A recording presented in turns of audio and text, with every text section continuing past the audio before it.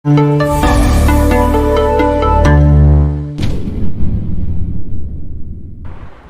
குருபியோ நமஹ. ஸ்ரீ முத்துக்காளி ஜோதிடம் வாயிலாக உங்கள் அனைவரையும் மீண்டும் சந்திப்பதில் மிகவும் மகிழ்ச்சி. இது 22/4/2024 முதல் 28/4/2024 வரை உள்ளான ஒரு வார காலத்துக்கான ராசி பலன். முதல்ல இந்த வாரத்துக்கு உண்டான விசேஷ தினங்கள் என்னன்னு பார்த்துடலாம். 22ஆம் தேதி திங்கட்கிழமை கள்ளழகர் எதிர் சேவை. 23ஆம் தேதி செவ்வாய்க்கிழமை வாஸ்து நாள், அன்றைக்கி பௌர்ணமி விரதமும் கூட. காலம்பரை 8:59 முதல் 9:35 வரை வாஸ்து நேரம். சத்யநாராயணா விரதம் பண்ணுறவங்க அன்றைக்கி தான் பண்ணணும். 26ஆம் தேதி ஒரு சுப முகூர்த்த நாள். 22, 26 2 சுப முகூர்த்த நாட்கள்.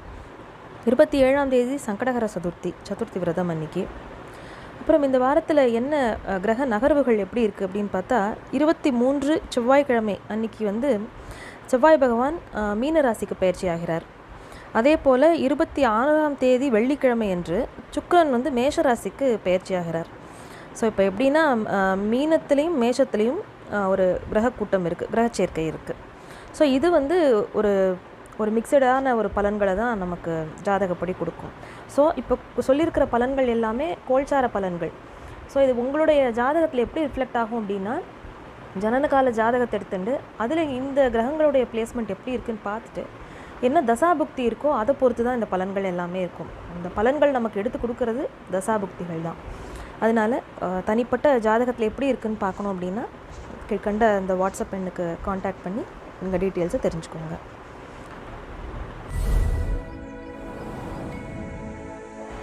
ஸ்ரீ குருபியோ நமஹ. ஸ்ரீ முத்துக்காளி ஜோதிடம் வாயிலாக உங்கள் அனைவரையும் சந்திப்பதில் மிகவும் மகிழ்ச்சி. இது வார ராசி பலனில் மேஷ ராசிக்கு. இந்த வாரம் கிரக நிலைகள் எப்படி இருக்குதுன்னு பார்த்தா, வார ஆரம்பத்தில் செவ்வாய் பகவான் உங்களுக்கு 11ஆம் பாவத்திலேருந்து 12ஆம் இடத்துக்கு பயிற்சி ஆகிடுறார் செவ்வாய்க்கிழமை அன்னைக்கு. அதே போல் சுக்கிரனுடைய பயிற்சியும் இருக்குது. அது வார கடைசியில் வெள்ளிக்கிழமை அன்னைக்கு பயிற்சி ஆகிறது. ஸோ இப்போ உங்களுடைய ஜாதகத்தை பொறுத்த வரைக்கும் எப்படி இருக்குன்னா, மேஷ ராசிக்கு உங்களுடைய சந்திரன் நிற்கிற உங்கள் ராசி 6ஆம் பாவகம் 12ஆம் பாவகம் இதுதான் பயங்கரமாக வேலை செய்யும். ஸோ 12ங்கிறது ஒரு அலைச்சல் திருச்சலுடன் கூடிய நீண்ட தூர பிரயாணம் இதெல்லாம் குறிக்கிறது. அது உங்களுடைய நல்ல அமைதியாக படுத்து உறங்கக்கூடிய சயன சுகத்தை சொல்லக்கூடிய இடம் அது. இப்போது மேஷராசிக்காரர்களுக்கு ராசிக்குள்ளேயே சூரியனுடைய சஞ்சாரம் இருக்கிறதுனால ஒரு மனசுக்குள்ளே ஒரு தெம்பும் தைரியமும் வரும். எந்த விஷயத்துக்கெல்லாம் நம்ம பயந்து இவ்வளோ நாள் அப்ரோச் பண்ணிட்டு இருந்தோமோ அது எல்லாத்தையும் ரொம்ப ஒரு கான்ஃபிடெண்ட்டாக எடுத்து செய்யக்கூடிய ஒரு காலமாக இது இருக்கும். ராசிக்குள்ளேயே குருவும் இருக்கிறதுனால நீங்கள் ஒரு நல்ல ஒரு ஸ்ட்ரெயிட் ஃபார்வர்டாக யோசிப்பீங்க. சாதாரணமாகவே மேஷராசிக்காரர்கள் அப்படி நறுக்கு தெரிச்சாப்பில் டக்குன்னு மூஞ்சில் அடித்த மாதிரி எல்லாத்தையுமே பேசிடுவீங்க. அதனால் உங்களுக்கு எதிரிகளும் அதிகமாக இருப்பாங்க. ஏன்னா உங்கள் ராசிநாதனே உங்களுக்கு அஷ்டமஸ்தானத்துக்கும் உரியவராக வரதுனால உங்களுடைய பேச்சு, உங்கள் செயல்கள் தான் உங்களுக்கு கஷ்டத்தையும் கொண்டு தரும். அதே போல் தான் விருச்சிக ராசிக்கும் ராசிநாதன் தான் 6ஆம் பாவக அதிபதியாகவும் வருவார். அதனால் அவங்களுக்கு எதிரி அவங்களே தான். ஸோ இந்த மேஷராசிக்காரர்கள் இன்னொன்று என்ன அப்படின்னா, நல்ல அருமையான கோல்டன் ஆப்பர்ச்சுனிட்டிஸ் வரும்போது நல்ல ஒரு விஷயங்கள்லாம் உங்களை எதிர்பார்த்து காத்துட்டு இருக்கும்போது அது கிடைக்கிறப்போ நீங்கள் அதை தவற விட்டுறக்கூடாது. வாய்ப்பை நழுவ விடுபவர்கள் அப்படிங்கிற லிஸ்ட்டில் நீங்கள் சேர்ந்துடக்கூடாது. அதனால நீங்கள் ஸ்ட்ரெயிட் ஃபார்வர்டாக இருங்க, கரெக்டாக இருங்க, நேர்மையாகவே எல்லாத்தையுமே அப்ரோச் பண்ணுங்கள். ஆனால் அதில் ஒரு நிதானத்துடன் கூடிய ஒரு அணுகுமுறை அவசியம்.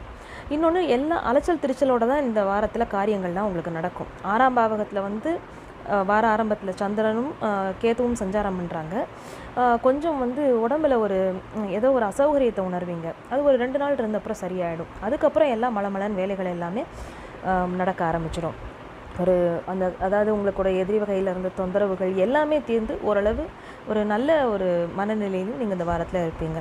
12ஆம் இடத்துல இருக்க அந்த கிரக கூட்டணி அது என்ன பண்ணும் அப்படின்னா, அங்கே ஒரு அஜிடேஷனை உண்டாக்கும். எப்பயுமே 2 சுபகிரகங்கள் 2 அசுப கிரகங்கள் இருக்கும்போது ஒரு அசுப கிரகத்தோட பிடியில் ஒரு நல்ல கிரகம் போய் மாட்டின்றா கூட அதோடைய பலனை அது எடுத்து கொடுக்க முடியாது. நமக்கு சரியான தசாபுகத்துகள் இருந்தால் மட்டுமே அதோடைய வலு தான் அதை டிசைட் பண்ணும். அதனால ஒரு மிக்சட் பலன்கள் தான், கலப்பு பலன்கள் மட்டுமே நடக்கும். பிரயாணம் இருக்கும், வெளிநாட்டில் வேலை செய்கிறவங்களுக்கு நல்ல ஒரு ஆரோக்கியமான விஷயங்கள் உண்டு, நல்ல லாபங்கள் உண்டு. குடும்பத்தை விட்டு வெளியில் போய் பொருள் தேடக்கூடிய ஒரு காலகட்டமாக இது இருக்கும். அந்த மாதிரி முயற்சிகள் பண்ணுறவங்களுக்குமே ஒரு ஃபேவரபிளான ஒரு விஷயங்கள் நடக்கும். ஃபேவரபிளாக கைகூடும் முயற்சிகள் எல்லாமே. அதே மாதிரி மேற்படிப்புக்காகவோ உயர்கல்விக்காகவோ நான் வீட்டை விட்டு வெளியில் போய் ஸ்டே பண்ண போகிறேன், வெளி இடத்துக்கு நான் போக போகிறேங்கிறவங்க தாராளமாக போகலாம். இன்னொரு விஷயம் என்னன்னு கேட்டால், உங்களுடைய ராசிநாதனான செவ்வாயும் உங்களுடைய 12ஆம் அதிபதி அந்த குரு இருக்கார் இல்லையா மீனத்தில், அவங்க 2 பேருமே வந்து பரிவர்த்தனை யோகம் பெறுகிறார்கள். இப்போ பரிவர்த்தனைனா என்னென்னா, செவ்வாய் பகவான் வந்து குருவோட வீட்டிலையும் குரு செவ்வாயோட வீட்டிலையும் வந்திருக்கிறது. அப்போது இந்த பரிவர்த்தனை எதுக்கு நடுவில் நடக்கிறதுனா ராசிக்கும் 12ஆம் இடத்திற்கும். ஸோ அதோடைய பலன்களுமே உங்களுக்கு வந்து ரிஃப்ளெக்ட் ஆகும். இப்போ குரு வந்து உங்களுக்கு அவர் வந்து செவ்வாயும் குருவும் வந்து அவங்க இந்த பரிவர்த்தனை பெறுறது ஒரு வகையில் உங்களுக்கு நல்ல பலன்களையும் கொடுக்கும். ஏன்னா அஷ்டமாதிபதி போய் மறையிறது உங்களுக்கு நல்ல பலன் தான் அது. ஆனால் அவர் சேர்ந்துருக்கிற இடம் வந்து ஒரு கிரக கூட்டத்தில் இருக்கார். அப்போ வார கடைசியில் இருக்கிற சந்திராஷ்டமம் வந்து உங்களுக்கு கொஞ்சம் பிரச்சனைகளை கொடுக்காமல் இருக்கணும் அப்படின்னா, நீங்கள் வந்து எந்த புதிய முயற்சிகளையும் இப்போதைக்கு எடுத்து செய்ய வேண்டாம். ஆல்ரெடி என்ன பண்ணிட்டு இருக்கீங்களோ அதை மட்டும் அப்படியே ப்ரொசீட் பண்ணால் போதும். ஸோ இந்த ஒரு 15 நாட்கள் இந்த குரு பெயர்ச்சியாகி அவர் வந்து ரிஷபத்துக்கு போகிற வரைக்கும் இந்த ஒரு கலப்பு பலன்கள் மட்டுமே நமக்கு நடக்கும். அதனால் கொஞ்சம் எல்லா விஷயத்துலையும் ஒரு நிதானம் அவசியம். மேஷராசிக்காரர்களுக்கு அதுதான் இந்த வாரத்துக்கான மெசேஜ்.